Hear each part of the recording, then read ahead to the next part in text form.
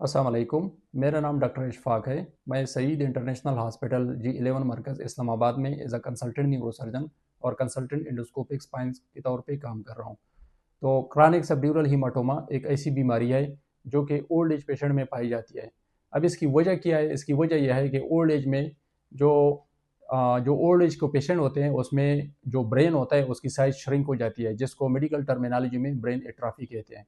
और जब brain shrink हो जाती है तो फिर ब्रेन और इसके ऊपर जो मेम्ब्रेन्स होते हैं उसमें गैप थोड़ा सा बढ़ जाता है। अब ये मरीज़ ज़्यादा प्रोन होते हैं कि थोड़ा सा टक्कर लगने के बाद, या जो मरीज़ ब्लड थिनर्स पे होते हैं जिस तरह एस्पिरिन, क्लोपेडोग्रिल या जो वारफिरिन जिस तरह ड्रग्स लेते हैं, तो उसकी ब्लड जो है ना नॉर्मल आम लोगों की निस्बत वो ज़्यादा जो है ना थिन हो जाती है। अब इस तरह के मरीज़ जो होते हैं ना वो ज़्यादा से ज़्यादा उसके चांसेस होते हैं कि वो क्रॉनिक सबड्यूरल हीमाटोमा डेवलप कर ले। तो इसमें क्या होता है कि मरीज़ जो होता है ना, जो ओल्ड एज के पेशेंट हो जाते हैं, वो अचानक कन्फ्यूज़ होना शुरू हो जाते हैं।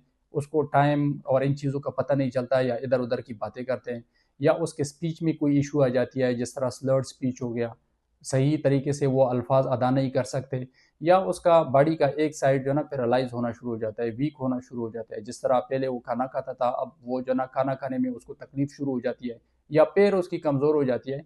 तो ऐसे मरीज़ जो ऑलरेडी ब्लड थिनर पे होते हैं, या पहले उसको कहीं चोट वगैरह लगी हुई होती है, तो इसमें ज़्यादा सस्पिशन यही होती है कि उसमें शायद क्रॉनिक सबड्यूरल हीमाटोमा बनना शुरू हो गया है।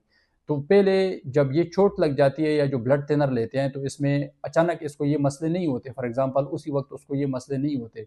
लेकिन जब थोड़ा सा वक्त गुजरना शुरू हो जाता है, for example 3 weeks, 4 weeks, 1 month या 2 मंथ के बाद, फिर मरीज़ को जो है ना ये मसले आना शुरू हो जाते हैं। इसकी वजह यह है कि पहले ब्लड जो है ना वो स्लो स्लो मकदार में उसी जो सब ड्यूरल स्पेस है उसमें एकमुलेट होना शुरू हो जाता है।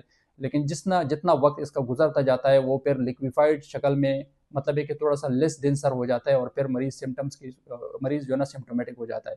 अब इसके लिए है कि अगर ये सिम्टम मरीज़ को हो जाए, जिस तरह स्पीच इशू आ गए, इसके कॉग्निशन में इशू आ गए, जिस तरह वो कंफ्यूज होता जा रहा है, या उसके एक side for example upper limb जो हाथ या पैर जो है ना कमज़ोर होना शुरू हो जाए, तो सबसे पहले उसको एक सीटी करना होता है, ताकि हमें पता लग जाए कि उसका क्रॉनिक सबड्यूरल हीमाटोमा है कि नहीं है, और फिर कितने क्वांटिटी में है।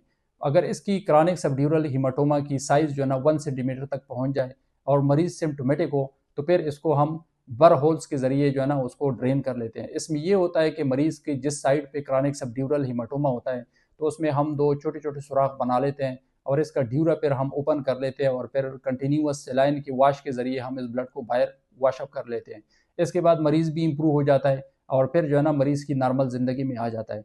तो ये ज़रूर याद रखें कि जो मरीज़ ब्लड थिनर पे हो, ओल्ड एज के पेशेंट हो, और उसकी कहीं प्रीवियसली उसकी जो है ना हेड इंजरी या फॉल की हिस्ट्री हो, और फिर 1 या 2 महीने के बाद या 3 वीक्स के बाद फिर मरीज़ कन्फ्यूज़ होना शुरू हो जाए, और फिर अपर लिम्ब ये जो हाथ या पैर है उसकी वीकनेस के साथ प्रेज़ेंट कर ले, या स्पीच इशू के साथ प्रेज़ेंट कर ले, तो फिर इसकी ज़रूर चेकअप करा ले, क्रॉनिक सबड्यूरल हीमाटोमा के लिए एक सीटी स्कैन कर ले। Thanks a lot.